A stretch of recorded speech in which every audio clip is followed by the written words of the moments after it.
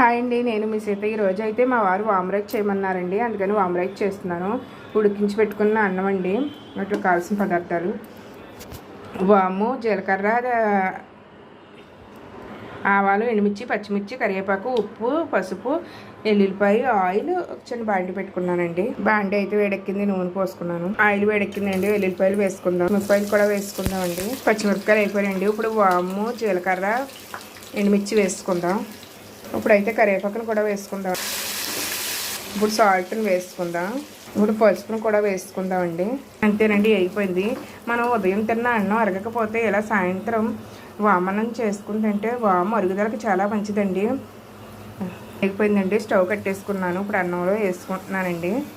ఇలా మొత్తం రైస్ అంతా కలిపేసుకుందామండి. అంతేనండి, మొత్తం ఇలా కలిపేసాను. మొత్తం గిన్నెలోకి తీసుకుందాం. అంతేనండి, వామ్ రైస్ రెడీ అయిపోయిందండి. మీలో ఎంతమందికి అయితే వామ్ రైస్ ఇష్టమో నాకు కామెంట్ చేయండి.